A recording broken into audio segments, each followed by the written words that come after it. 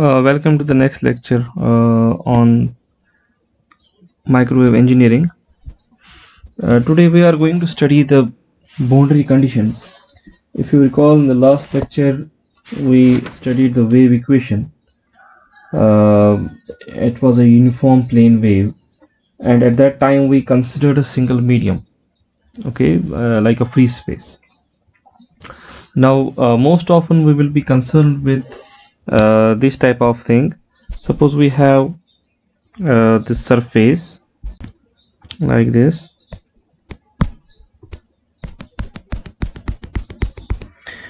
and electromagnetic waves will be, if this is the direction of electromagnetic wave propagation, so this electromagnetic wave will get on this surface, and it will get reflected, and some part will get transmitted. Now here the main thing is we have to understand the nature of electric field and magnetic field at so-called these boundary of two surfaces. Okay, since Maxwell equations, they are not in any algebraic form, like they are in differential form. So boundary conditions are very necessary to solve so-called differential equations. If you recall, there you may have sometimes algebraic equations like a quadratic equation. You don't need boundary conditions at that time, right? If you have an equation like this, x square plus bx plus c equal to 0, so you can solve it using the techniques. You may have some conditions given, some other equation given, and you can find the solution. Here it is equation in one variable. You may have equation in two variables. Suppose ax plus by plus c is 0, and then you may have some dx plus ey plus g is 0. So a, b, c, d and e, g constants are given. You have two equations, two variables. You need some these equations are sufficient to get the value of x and y, provided you know the constants. So you don't need boundary conditions. But that is not the case with differential equations, right? So even if you have a simple differential equation like dy upon dx is equal to ax, you can't solve it completely unless you know the boundary condition. Suppose what is the value of y at x equal to 0, or what is the value of y at some x point is equal to x naught, any other point. You need at least one of the conditions to solve it. So now here our boundary conditions will be governed by some implications of Maxwell equations. Okay, so I will not go into detailed proof. You have done this in your EMF course. There are four important boundary conditions as I have written here. The first one is that tangential components of electric field are continuous across the boundary. Okay, right now I will just iterate it and then I will tell you from where it comes. Normal components. Now again this is the boundary. So the component of electric field tangential to this boundary means like this. Okay, so this is the tangential component. I will call it ET. Okay, and the normal components of electric flux density are discontinuous at the boundary by an amount equal to surface charge density on the boundary. So the normal component will be something like this. Okay, in this direction or in this direction, normal to the boundary.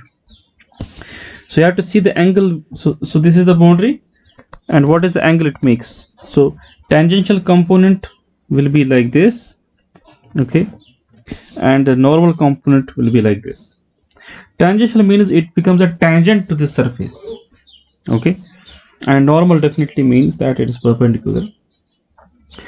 Now so tangential component of electric field are continuous. Normal component of electric field flux density, they are discontinuous at boundary. Recall that flux density is defined as D is equal to epsilon times E. Okay, so that is discontinuous, and I will denote that by dn, the flux component. Okay, and third condition is reverse of electric field. Now what does it mean? The tangential component of magnetic flux density are discontinuous at boundary by how much amount? By an amount equal to the surface charge density on the boundary, and normal components of magnetic field density are continuous across boundary. Now these are implications of 4 laws of Maxwell equations, Maxwell laws. If you see the first one, it is the implication of this. Let me write it here. Like, it is the implication of Faraday's law. Faraday's law. Okay. So what does Faraday's law say? Faraday's law can be expressed as like this: the total work done by an electric field. Okay. So that actually is 0. Right. Now, if I will express this divergence, I can also express it in this way, that suppose here at this point of surface the tangential component is ET1 and it is ET2 here. Okay, now what will be this flux density? It will be ET1 delta L minus ET2 delta L. Okay, so you are basically considering the electric field change in this distance delta L, but by the conservation of energy actually, or the conservation of field here, because it's a conservative field, it is 0. This divergence is 0, so it directly gives you ET1 is ET2. The tangential components are equal. Whereas if you see the implications, the second implication comes from Gauss law, the normal components of electric flux density. So that comes from Gauss law. What is Gauss law? Gauss law is that the divergence, the surface integral of flux density, okay, which can be written as, suppose dN1 is the normal components of flux across this point of surface, and dN2 across this point. Now it will be, and delta S suppose is the surface area we are considering. So we are considering this much surface area. Okay, its surface area delta S. So it will be dN1 delta S minus dN2 delta S. And by Gauss's law, this divergence or this electric flux density is equal to the surface charge density PS times the area delta S. So that is what it means, that normal components are discontinuous. Okay, they are not equal across the two boundaries. Now similarly for electric field, so for magnetic field, it is reverse. So here I have again drawn the surface. Now HT1 is the tangential component of electric field, and as I told, it is opposite of electric field. See, every property of magnetic field, you will see it is orthogonal to the property of electric field. So tangential component of magnetic flux, magnetic field intensity are discontinuous at boundary, and normal component of magnetic flux are continuous across the boundary. Now regarding the third condition, tangential law, that is tangential component, it comes from Ampere's law.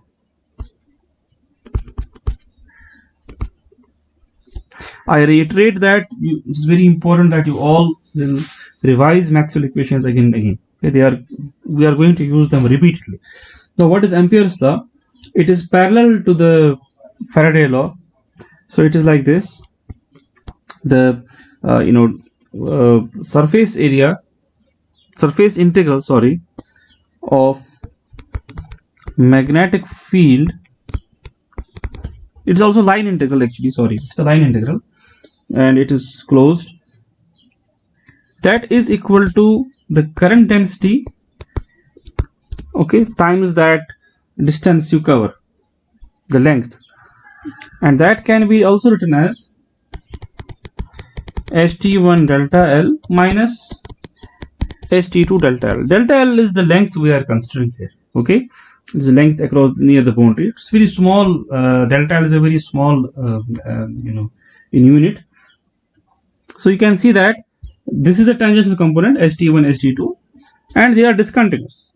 Okay, and the fourth condition, which says that the normal components of magnetic flux density are continuous. That basically means, if you see that, we know another Maxwell law, that the surface integral of magnetic flux density is 0. Okay, we also say it like this, that del dot B is 0. Okay, this is the fourth Maxwell equation. So that will give us, now let the normal component be Bn1 here, Bn2 here. So it means Bn1 delta S minus Bn2 delta S, they are 0. So which means Bn1 is Bn2. Okay, so the four Maxwell equations applied across the boundary, they give us the four boundary conditions. So I can summarize the boundary equations as boundary. So one is the electric flux, normal component of electric flux differs by this charge density, and tangential component of electric flux, they are continuous, that remains same across the boundary. Now the normal component of magnetic flux density remains continuous, that remains same across the boundary. Tangential component of electric field intensity, magnetic field intensity, that is discontinuous and differs by the Js, that is the current density. At this point, we can write one scenario which will be really used for the waveguides later on. Suppose you have this medium 1 and medium 2. Okay, and suppose medium 2 is perfect conductor and medium 1 is perfect dielectric. So what does it mean that medium 1 is perfect dielectric? So conductivity of dielectric is 0, right?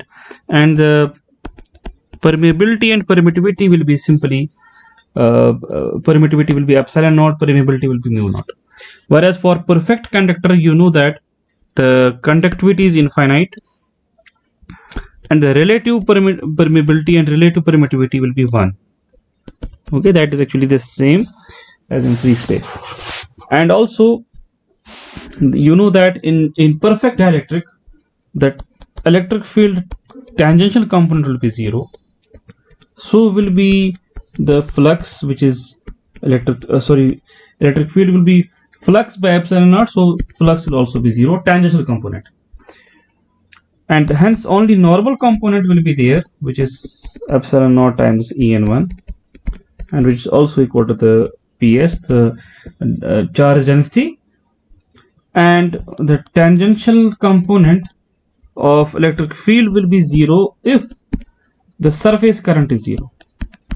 Okay, and the normal component of magnetic field will also be 0. Okay, these conditions you will see later on will be used for waveguides, because what is a waveguide? In waveguide, you have inside in medium is perfect dielectric, the free space, and the boundaries are metallic. Okay, so we'll see it at that time.